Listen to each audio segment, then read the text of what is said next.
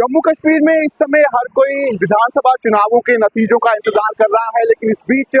चर्चाएं ये गर्म है कि आखिर जम्मू कश्मीर का अगला मुख्यमंत्री कौन होगा। ऐसे में हम आपको बताएंगे कि वो कौन से संभावित नाम है जो जम्मू कश्मीर में अगला मुख्यमंत्री जो है वो यहाँ पर बन सकते हैं। इसके बाद आपको बताएंगे कि जम्मू कश्मीर में इस बार जो सरकार बनेगी उसमें यहाँ पर निर्दलियों का एक बड़ा रोल जो है वो रहने वाला है। ऐसे में जो राजनीतिक दल है उन्होंने अब इन निर्दलियों से यहाँ पर संपर्क करना शुरू कर दिया है। और आखिर में आपको बताएंगे कि जो ये विधानसभा चुनाव में जो एमएलए जीत के आएंगे उनके लिए अब जम्मू कश्मीर प्रशासन ने यहाँ पर विधानसभा से लेकर जो मुख्यमंत्री निवास है उसको एक नया रूप जो है वो यहाँ पर दे दिया है। आप देख रहे हैं जमहूरियत की बात और आज इन सब खबरों पर विस्तार से होगी चर्चा।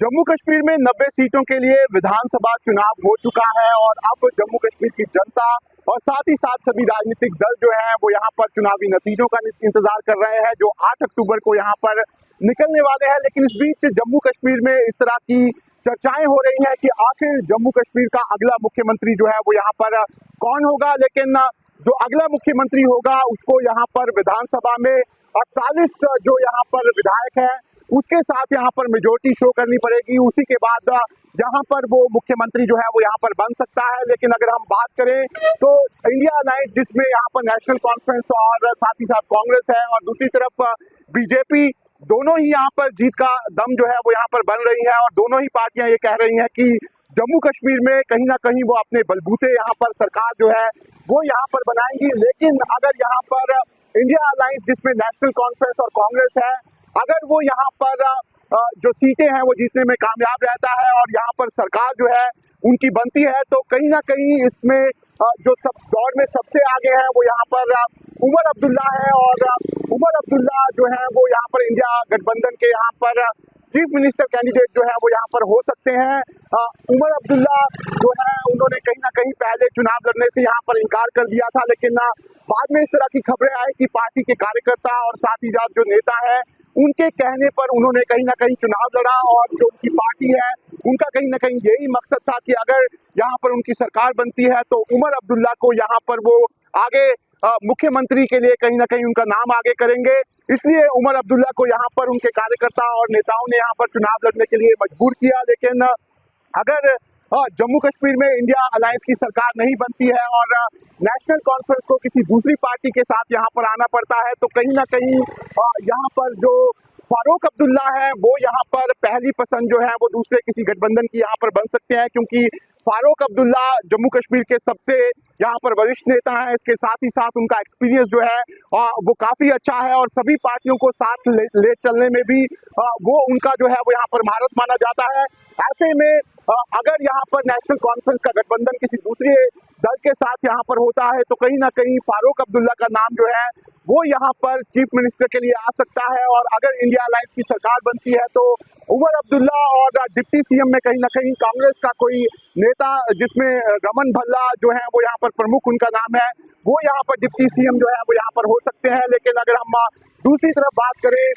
भारतीय जनता पार्टी की तो कहीं ना कहीं भारतीय जनता पार्टी इस बार पूरी तरह से अस्वस्थ है कि वो जम्मू कश्मीर में यहाँ पर सरकार जो है वो बनाने वाली है। भारतीय जनता पार्टी के पास जो अपने इंटरनल सर्वे है उसके मुताबिक 30 से ज़्यादा सीटें वो जम्मू कश्मीर में यहाँ पर ले रही है। इसके साथ ही साथ 5 नॉमिनेटेड मेंबर जो जम्मू कश्मीर की असेंबली में आएंगे वो कहीं ना कहीं यहाँ पर बीजेपी का ही जो लोग होंगे वो यहाँ पर असेंबली में आएंगे। और साथ ही साथ यहाँ पर बीजेपी को लगता है कि अगर जो यहाँ पर निर्दलीय जीत के आएंगे उन्हें कहीं ना कहीं वो अपने साथ यहाँ पर लेगी और एक फुल मेजोरिटी की सरकार जो है वो यहाँ पर बनेगी। इससे पहले अगर हम बात करें तो जम्मू में पहले ही यहाँ पर डोगरा सीएम को लेकर एक पूरा माहौल जो है वो यहाँ पर बनाया जा रहा है। लगातार इस तरह की चर्चाएं जो है वो यहाँ पर सोशल मीडिया पर लगातार हो रही है कि इस बार जम्मू कश्मीर को पहला डोगरा सीएम जो है वो यहाँ पर मिल सकता है। और अगर बीजेपी की यहाँ पर सरकार बनती है तो यहाँ पर सबसे बड़ा जो नाम है जो यहाँ पर मुख्यमंत्री बन सकता है वो डॉक्टर जितेंद्र सिंह का है। दरअसल डॉक्टर जितेंद्र सिंह जम्मू की जो यहाँ पर उधमपुर सीट है वहाँ से जीतकर संसद में तीसरी बार यहाँ पर पहुंचे हैं। जो मोदी की कैबिनेट है उसमें सबसे वरिष्ठ नेताओं में से एक डॉक्टर जितेंद्र सिंह है और उनको यहाँ पर सरकार में काम करने का अच्छा खासा अनुभव है। ऐसे में डॉक्टर जितेंद्र सिंह जो है वो जम्मू कश्मीर के अगले मुख्यमंत्री जो है वो यहाँ पर बन सकते हैं। लेकिन उसके अलावा अगर हम बात करें तो जम्मू कश्मीर में जो बीजेपी के प्रदेश अध्यक्ष हैं रविंद्र रैना, वो भी कहीं ना कहीं इस दौड़ में यहाँ पर आगे नजर आते हैं। रविंद्र रैना को यहाँ पर इस बार नौशहरा सीट से चुनाव जो है वो लड़वाया गया है। इस तरह की खबरें थी कि रविंद्र रैना जो है वो चुनाव नहीं लड़ना चाहते, लेकिन उन्हें यहाँ पर पार्टी की तरफ से खासतौर पर अमित शाह ने उन्हें यहाँ पर चुनाव लड़ने के लिए यहाँ पर कहा है। ऐसे में कहीं ना कहीं रविंद्र रैना जो है वो भी यहाँ पर मुख्यमंत्री की दौड़ में सबसे आगे नजर आते हैं। और रविंद्र रैना की जो खास बात यह है कि वो यहाँ पर हर तबके के लोगों को अपने साथ यहाँ पर चलाने में महारत है उनका, और लगातार उनकी एक्सेप्टेबिलिटी जो है वो जम्मू और कश्मीर दोनों ही जगह यहाँ पर देखी जा रही है। इसके साथ ही अगर हम बात करें तो यहाँ पर जो जितेंद्र सिंह के भाई हैं देवेंद्र राणा, जो नेशनल कॉन्फ्रेंस में कभी एक बहुत कद्दावर नेता हुआ करते थे, और जब भी वो जम्मू में यहाँ पर हुआ करते थे तो कहीं ना कहीं नेशनल कॉन्फ्रेंस में उनकी अच्छी खासी चलती थी, वो मिनिस्टर भी थे। ऐसे में देवेंद्र राणा का नाम जो है वो भी यहाँ पर सीएम की दौड़ में है। और इसके साथ ही साथ एक और जो बड़ा नाम है वो यहाँ पर बीजेपी के जनरल सेक्रेटरी सुनील शर्मा का है, जो इस बार किश्तवाड़ की पार्टी सीट से चुनाव मैदान में है। और सुनील शर्मा जो है वो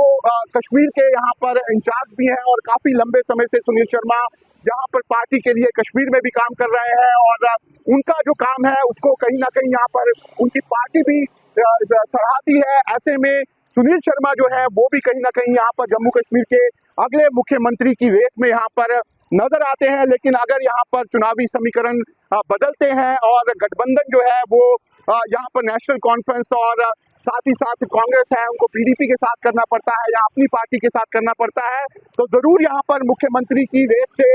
में कई लोग जो है वो यहाँ पर शामिल हो जाएंगे। महबूबा मुफ्ती जो है वो जरूर उन्होंने चुनाव नहीं लड़ा है, ऐसे में वो यहाँ पर जो मुख्यमंत्री की रेस है उससे बाहर है। लेकिन जरूर महबूबा मुफ्ती जो है वो कोई अपना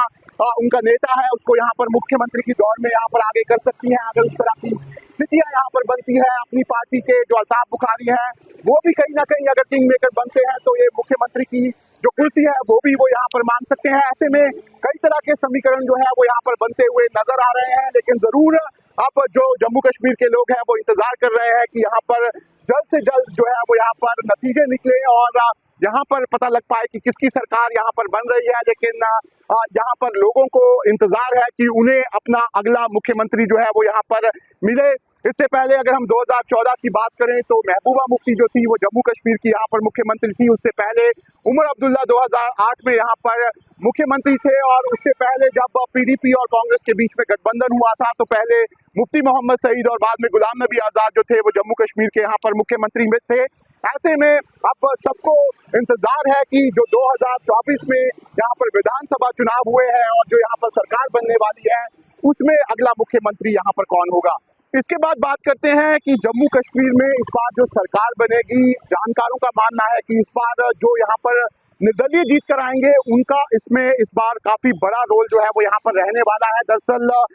यहाँ पर ऐसे कई निर्दलीय इस बार खड़े हुए हैं जो अपनी अपनी पार्टियों से यहाँ पर नाराज हैं, क्योंकि पार्टियों ने यहाँ पर उन्हें टिकट जो है वो यहाँ पर नहीं दी है। ऐसे में वो अब यहाँ पर निर्दलीय चुनाव मैदान में यहाँ पर उतर गए हैं, और ऐसा माना जा रहा है कि इनमें से कई ऐसे नेता हैं जो यहाँ पर चुनाव जीत सकते हैं, और कहीं ना कहीं इनका अहम रोल जो है वो यहाँ पर नतीजों के बाद यहाँ पर देखा जाएगा। ऐसे में अंदर खाने इस तरह की खबरें आ रही है कि सभी पार्टियों ने अंदर खाने जितने भी यहाँ पर निर्दलीय विधायक खड़े हुए हैं उनसे यहाँ पर संपर्क साधना शुरू कर दिया है, और कई तरह की बातें जो है वो यहाँ पर निर्दलीय विधायकों के साथ इन पार्टियों की यहाँ पर हो रही है। ऐसे में ये जो निर्दलीय विधायक हैं ये एक अहम भूमिका इस बार जम्मू कश्मीर की सरकार में यहाँ पर निभाने वाले हैं। अगर हम बात करें यहाँ पर निर्दलियों की तो खास तौर पर अगर हम बात करें तो बीजेपी जो थी उसने इस बार जो टिकट बंटवारा किया था उसके बाद यहाँ पर कई नेता जो हैं वो यहाँ पर नाराज हो गए थे। बीजेपी जरूर यहाँ पर जो बड़े नेता थे उनको मनाने में यहाँ पर कामयाब रही थी, लेकिन बीजेपी के ऐसे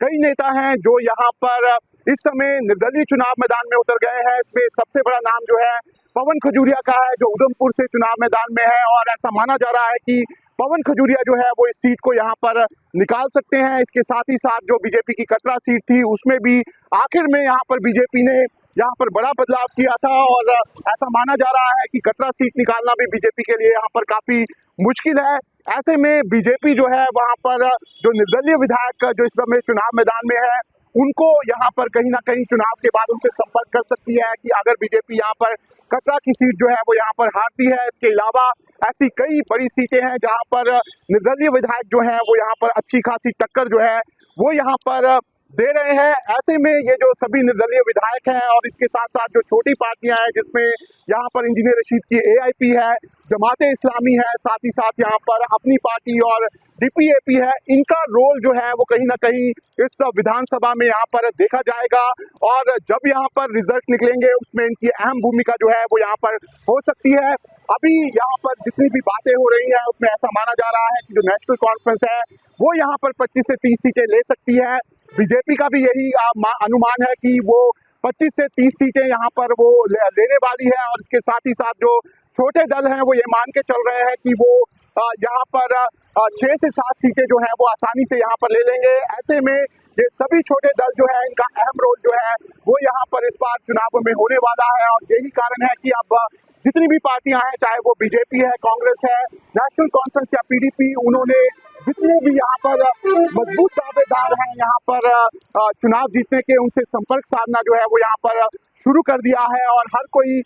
ये मानता है कि ये जो यहाँ पर निर्दलीय अगर ये यहाँ पर जीत के आ जाते हैं तो कहीं ना कहीं सरकार में इनका महत्वपूर्ण रोल जो है वो यहाँ पर रहेगा और इन्हें लुभाने की कोशिश जो है वो अब सभी राजनीतिक दल यहाँ पर कर रहे हैं। आखिर में अब बात करते हैं कि जम्मू कश्मीर में जो विधानसभा के नतीजे निकलने वाले हैं उसका इंतजार ना केवल जम्मू कश्मीर की जनता और राजनीतिक दल कर रहे हैं बल्कि प्रशासन जो है जम्मू कश्मीर का वो भी यहाँ पर जम्मू कश्मीर के नतीजों का इंतजार कर रहा है। क्योंकि अब जो यहाँ पर विधायक चुनकर आएंगे वो अब कहीं ना कहीं जम्मू कश्मीर में यहाँ पर जो सरकार है उसे यहाँ पर चलाएंगे। ऐसे में प्रशासन ने भी अपने स्तर पर यहाँ पर सभी तैयारियां जो हैं वो यहाँ पर लगभग पूरी कर ली हैं। अगर हम बात करें जम्मू कश्मीर के जो चीफ सेक्रेटरी हैं अतुल टुल्लू, उन्होंने काफी समय पहले ही यहाँ पर जो विधायक के क्वार्टर हैं, साथ ही साथ असेंबली और मुख्यमंत्री निवास है, उनको यहाँ पर रिनोवेट करने के आदेश जो है वो यहाँ पर जारी कर दिए थे। इसके बाद अब यहाँ पर जम्मू कश्मीर सरकार ने एक और आदेश जारी किया है जिसमें जो यहाँ पर असेंबली के एम्प्लॉयज थे उनको भी यहाँ पर अब वापस एक बार फिर से असेंबली में आने के लिए कहा गया है। इससे पहले इन सभी एम्प्लॉयज को यहाँ पर अलग अलग डिपार्टमेंट में डिप्लॉय कर दिया गया था, लेकिन अब सबको कहा गया है कि वो 7 दिन के अंदर यहाँ पर असेंबली में यहाँ पर जो सेक्रेटरी हैं उनको यहाँ पर रिपोर्ट करें। इसके साथ ही साथ अगर हम बात करें तो जो मुख्यमंत्री निवास है उसका रिनोवेशन का काम यहाँ पर पूरा कर लिया गया है। इसके साथ ही जो मुख्यमंत्री निवास की जो सिक्योरिटी है उसको लेकर भी यहाँ पर कश्मीर और जम्मू दोनों ही जगह पर इंतजाम जो है वो यहाँ पर कर लिए गए हैं। और साथ ही साथ जो विधायक यहाँ पर चुनकर आएंगे उनके स्वागत के लिए भी यहाँ पर जो एमएलए हॉस्टल्स हैं वो पूरी तरह से तैयार हैं और उनको भी यहाँ पर प्रशासन द्वारा रिनोवेट जो है वो यहाँ पर करवा दिया गया है। दरअसल जम्मू कश्मीर में 2019 के बाद जो है वो कोई सरकार यहाँ पर थी नहीं और किसी भी तरह का रिनोवेशन जो है वो अभी तक सरकार ने यहाँ पर जो यहाँ पर अलग अलग घर है वहाँ पर नहीं किया था। लेकिन अब जब यहाँ पर सरकार बन रही है तो उसको देखते हुए अब प्रशासन ने यहाँ पर जितने भी यहाँ पर विधायकों के लिए अलग अलग क्वार्टर्स और जितनी भी फैसिलिटीज हैं उनको यहाँ पर दोबारा से एक बार से नया लुक जो है वो यहाँ पर दे दिया है ताकि जो विधायक यहाँ पर चुनकर आए उनको ये पूरा का पूरा यहाँ पर लगे कि वो यहाँ पर नई असेंबली में यहाँ पर आ रहे हैं। इसके साथ ही अगर हम बात करें तो अब जिस तरीके से ये विधायक यहाँ पर चुनकर आ रहे हैं उसके बाद अब यहाँ पर नई सरकार के गठन के बाद मुख्यमंत्री और जो मंत्री यहाँ पर बनेंगे उनके कंधों पर भी यहाँ पर काफी जिम्मेदारी जो है वो हो जाएगी। क्योंकि जो जम्मू कश्मीर के लोग हैं वो पहले से ही कई बड़े मुद्दे जो हैं उनको लेकर यहाँ पर चर्चा कर रहे हैं और उनको लगता है कि जो नई सरकार यहाँ पर बनेगी वो कहीं ना कहीं उनके सारे जो ये मसले हैं उनको यहाँ पर हल करेगी। ऐसे में अब यहाँ पर जिसे कहते हैं कि स्टेज जो है वो पूरी तरह से सज चुका है। अब 8 तारीख को यहाँ पर नतीजों का इंतजार हो रहा है। उसके बाद अब जो जनता के नुमाइंदे हैं वो यहाँ पर जम्मू कश्मीर असेंबली में पहुंचेंगे और जम्मू कश्मीर के जो लोग जो यहाँ पर काफी लंबे समय से अपनी सरकार का इंतजार यहाँ पर कर रहे थे उनके नुमाइंदे जो हैं वो अब यहाँ पर जम्मू कश्मीर की जो असेंबली है और जो सरकार है उसमें उनका यहाँ पर प्रतिनिधित्व जो है वो करेंगे। आशा करते हैं आपको हमारा कार्यक्रम पसंद आ रहा होगा। अपनी राय कमेंट बॉक्स में जरूर दें।